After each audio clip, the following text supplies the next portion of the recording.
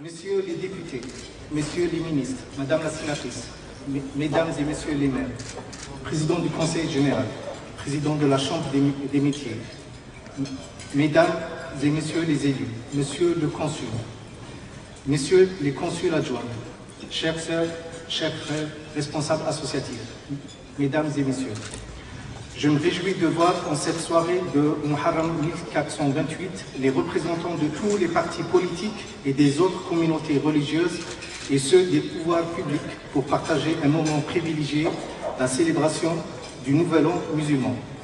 C'est le symbole des relations paisibles qui existent entre la République et l'islam. C'est le symbole des relations citoyennes qui existent entre les responsables politiques et les musulmans français. Ces relations de confiance, nous les construisons dans la durée, car nous croyons aux vertus d'un vrai dialogue entre les musulmans d'une part et les pouvoirs publics et les responsables politiques d'autre part. Pendant tout le mois de janvier, nous nous sommes échangés le vœu du Nouvel An 2007.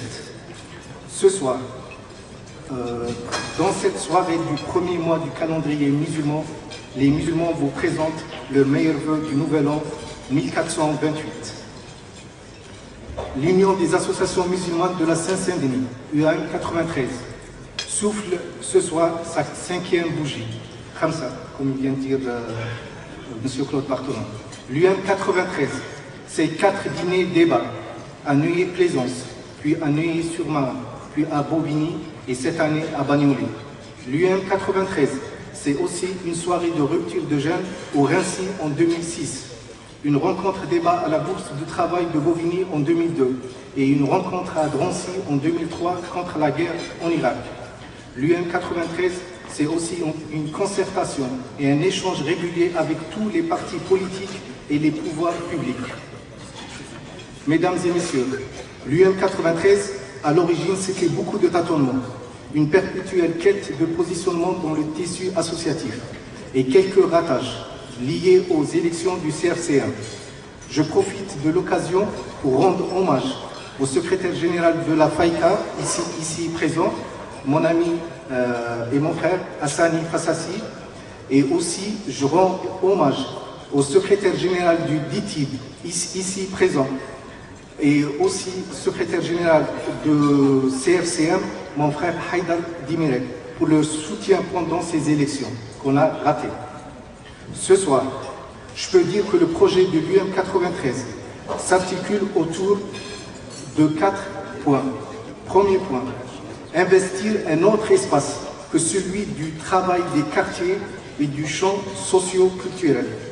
Deuxième point, refuser d'être une association satellite d'aucun parti politique. Troisième point, privilégier la concertation avec les pouvoirs publics et pas uniquement en cas de crise. Cinquième point, investir tout l'espace laissé par les associations dites beurre et les associations musulmanes purement communautaires. Nous pensons qu'il y a en France un grand espace que les Français musulmans devront occuper, où être français et musulman devrait être accepté.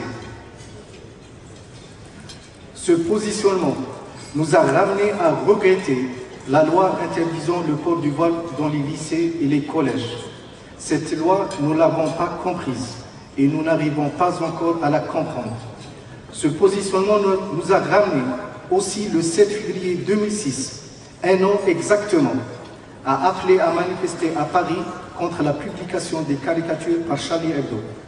L'UM 93 a jugé qu'en tant que Français, les musulmans ont le droit de manifester. La grève et les manifestations font partie de la culture française. Pourquoi refuser aux musulmans de s'intégrer en se les appropriant? De la place de la République à Nation, 20 000 manifestants ont marché le 7 février 2006, sans le moindre incident selon les médias. Mesdames et messieurs, lorsque Philippe Val dit « on a le droit de rire des terroristes », il ment. Car il s'agissait du prophète de l'islam dans les caricatures et non d'un vulgaire terroriste. Les Français dans leur majorité l'ont compris et ont exprimé leur compréhension de la colère des musulmans.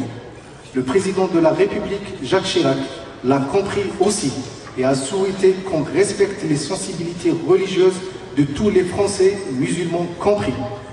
Monsieur Éric Raoult, ici présent, l'a aussi compris en proposant un projet de loi pour que les caricatures soient aussi considérées comme une injure et qu'on ne puisse plus, au nom de la liberté d'expression, provoquer les musulmans impunément et ternir l'image de la France dans le monde arabo-musulman.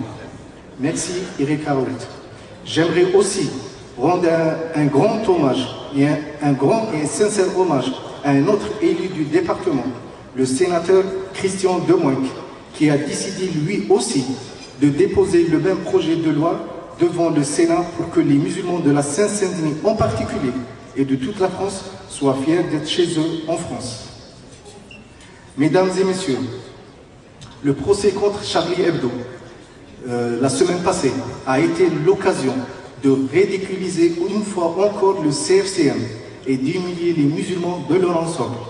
En effet, les candidats à la présidentielle, tous, ont apporté leur soutien public à ce journal, sans considération aucune à nos sentiments et sans se soucier de nos voix. Néanmoins, un seul candidat n'a pas jugé utile d'apporter son soutien médiatique à ce journal. Il s'agit de Madame Marie-Georges Buffet, un autre élu du département. Madame Buffet a préféré rester propre et digne dans cette affaire.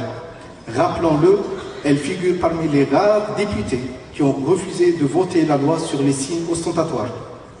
Mesdames et messieurs, j'ai le plaisir de vous annoncer que l'UM 93 va éditer et distribuer gratuitement plusieurs milliers de livres présentant le véritable visage du prophète. Le livre écrit par des Français musulmans et distribué gratuitement aux Français non musulmans sortira le mois prochain, ici présent dans la salle. Ici présent dans la salle, on a parmi nous l'auteur de ce livre, Nourdine Aoussa, et l'éditeur distributeur de ce livre, M. Kamel. On les remercie.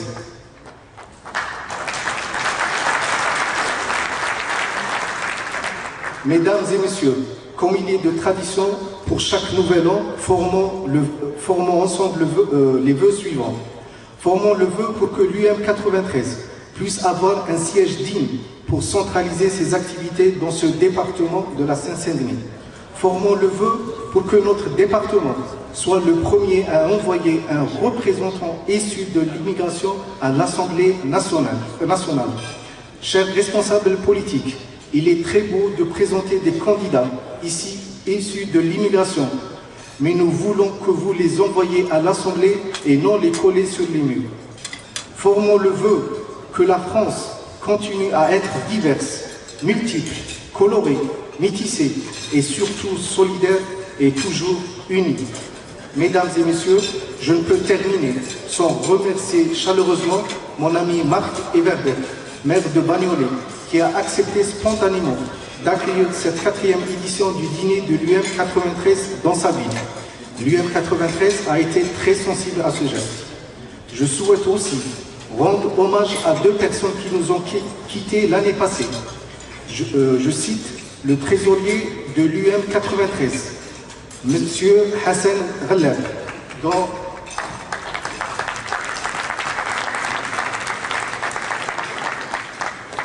Hassan Ghallab, qui était trésorier de l'UM 93 et aussi membre fondateur de l'UM 93 et président de l'association des musulmans de Rhône, nous a quittés au mois de janvier 2006. Et je souhaite aussi en même temps rendre hommage à Monsieur le maire de Bobigny, Monsieur Bersinger, qui a accepté d'accueillir l'année passée notre 3e dîner dans sa ville, qui lui nous a quittés fin 2006. Je tiens aussi à réexprimer la solidarité de l'UM avec notre frère et Cheikh Do, ici présent, qui fait face à une très grande épreuve. Je remercie toutes les associations musulmanes qui sont venues des autres départements d'Île-de-France, de Villeneuve-la-Garenne, de Nanterre, Trappes, Ivry, Garches, Montrouge, Créteil et d'autres. Soyez les bienvenus dans le 9-3. Merci également aux deux maires adjoints de Grigny qui ont insisté pour être parmi nous ce soir. Merci.